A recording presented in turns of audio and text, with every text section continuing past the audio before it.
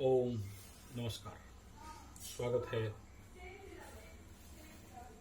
True political Sanjay ji 75 astrology base जियो politics के ऊपर बातचीत। पाकिस्तान में अभी नौटंकीबाज जितने सारे मिलिटेंसी हैं या उग्रवादी हैं या जिहादी ग्रुप हैं, बड़े सारे रैली कर रहे हैं और भारत विरोधी कई सारे बड़े बड़े डिंग हाँक रहे हैं।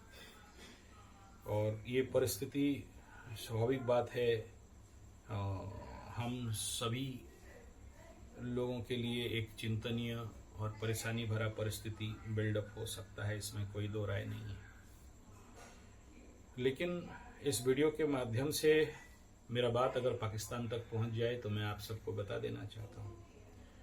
मालिका शास्त्र में बताया गया है, और मैं ज़्यादातर मालिका को बेस करता हूँ और एस्ट्रोलॉजी बेस।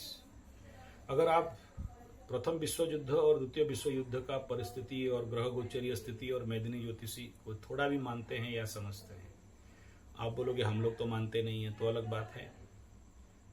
चलो ग्रहों को नहीं मानते हो तो, लेकिन आपके फ्लैग में तो चंद्रमा और तारा का चिन्ह है।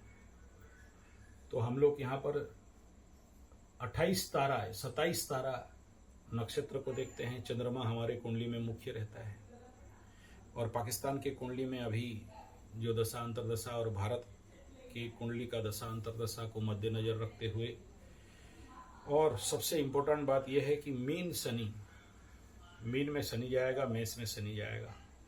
आप याद कर लो पाकिस्तान वाले, जितना भी मैं पहले से प्रेडिक्शन दिया हूँ, जब इस अमेरिका बनने के बाद जब शनि बाबा आपके मीन राशि में आए हैं और मेष राशि में आए हैं, तब पाकिस्तान का बेड़ा गर्क हुआ है। यद्यपि ग्रह गोचर स्थिति जो कुछ भी हो और मीन में शनि रहे या मेष में शनि रहे, पाकिस्तान का बेड़ा गर्क हो जाता है। जितना बार भी मेरा विगत 50 साल का शनि गोचर और पाकिस्तान के कुंडली का एनालिसिस के अंतर्गत कह रहा हूं, लेकिन वो मेरे लिए इम्पोर्टेंट फैक्टर नहीं है। लेकिन मालिका शास्त्र को अगर अनुभव करते हो, थोड़ा बहुत मानते हो, आप माने नहीं माने अलग बात है, लेकिन ये बात लिख लो, जो कार्य जो कर्म कर रहे हो उसका फल बड़ा भयंकर होगा। अगर इतिहास को बहुत अच्छा से देखोगे, जर्मन होलोकॉस्ट किया था, निहत्थे निर्दोष लोगों को रेस के नाम पे मारा, और उसका परिणाम युद्ध खत्म होने के बाद अगर जर्मन लोगों के साथ रसियन लोग किस प्रकार का तड़पा के मारे, वो ग्रह स्थिति ऐसा होता है कि सबके अंदर वो पागलपन भर जाता है। युद्ध के लिए सब पिपासु हो जाते हैं।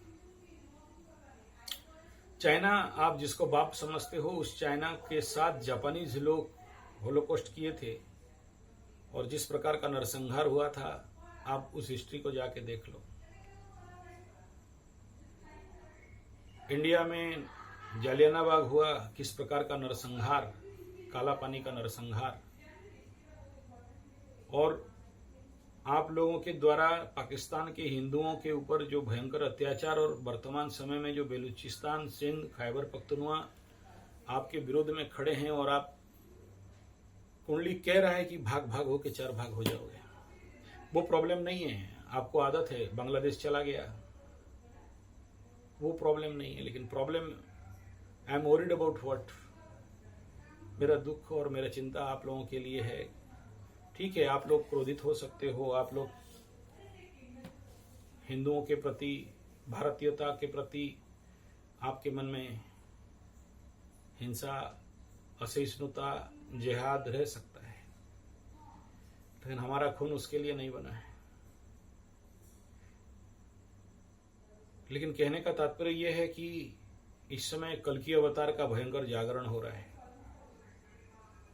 और ये कल्कि मालिका में बता दिया गया है कि जितने भी ऐसे धर्म हैं सारे खत्म हो जाएंगे, केवल रह जाएगा सनातन। आप सोचो, आप लोगों को दामाद बना के भारत रखा था, कितना भी कुछ करो, यहाँ सब मलेच्छ, सब नपुंसक बन के आपके साथ कुछ नहीं कर रहे थे। और 56 इंच आने के बाद और सोशल मीडिया का रूपरेख में आप लोगों का करुत कर्म, आप लोगों का नीच कर्म किसी से छुपाए छुपा नहीं है। अभी कोई भी गधा को भी पूछ दोगे कि पाकिस्तान ऐसा क्यों कर रहा है, इंडिया पाकिस्तान का क्या नुकसान किया था, तो उन सब वही बात बोलेंगे कि आपका कोई भी ऐसा लॉ नहीं है, एक ही नियम है, जिहाद। और आपकी असहिष्णुता या आपके मूर्खता, आपका अज्ञानता, कोई बात नहीं है। समझ लो ये मेरा आप लोगों के लिए एक समझाने का कोशिश है।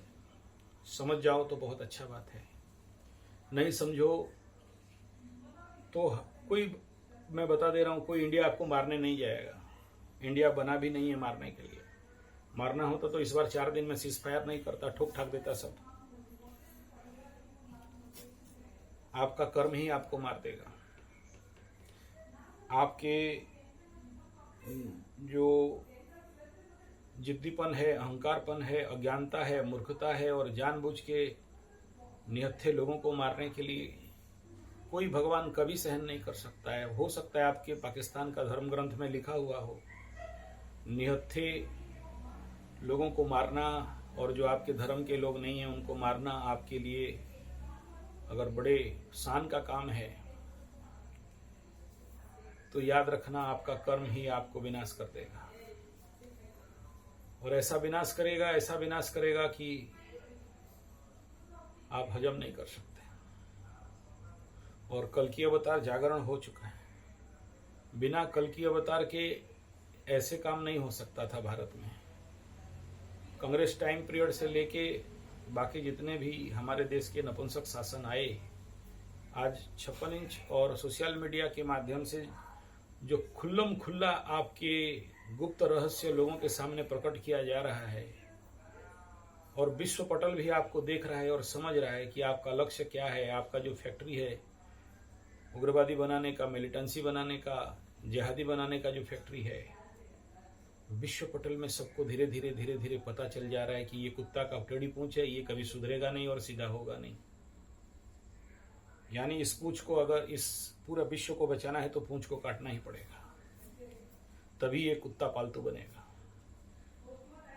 कुछ भी हो, अभी भी वक्त है, समझ जाओगे, संभल जाओगे तो हो सकता है सब ठीक ठाक हो जाए।